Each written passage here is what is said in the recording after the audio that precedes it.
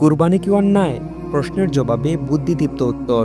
এক ভিন্ন ধর্মী ভাই একদিন প্রশ্ন করলেন, আপনারা যে ধর্মের নামে প্রতি বছর কোটি কোটি প্রাণী হত্যা করেন, এটা কি অন্যায় নয়? সাকিব ভাইয়া হাসি মুখে জবাব দিলেন, ভাই আপনি কি ভেজিটেরিয়ান? তিনি আত্মবিশ্বাসের সঙ্গে বললেন, হ্যাঁ। সাকিব ভাইয়া মুচকি এসে বললেন, কিন্তু বিজ্ঞান তো আবিষ্কার করেছে গাছেরও প্রাণ আছে, তাহলে কি আপনি সবজি খাওয়াও বাদ দিয়ে দিবেন? ভিন্নধর্মী ভাই একটু থমকে গেলেন। তিনি বুঝতে পারলেন বিষয়টা এত সহজ নয়। মানুষকে বেঁচে থাকতে হলে খাবার প্রয়োজন, আর খাবার কোনো না কোনো প্রাণেরই অংশ। বাস্তবতা কি? আমরা যদি গাছ কাটি সেটাও হত্যার শামিল, আমরা যদি পশু কুরবানি দেই সেটাও জীবনেরই অংশ। তাহলে খাদ্যের জন্য প্রাণীদের ব্যবহার করা কি অন্যায়? আসলে ইসলাম কোনো নিষ্ঠুরতা শেখায় না, বরং জীবনের প্রতি দয়া ও দায়িত্বশীলতা শেখায়। ইসলাম বলে বিনা কারণে কোনো প্রাণীকে কষ্ট দেওয়া হারাম, তবে হালাল উপায়ে খাদ্যের জন্য জবাই করা বৈধ।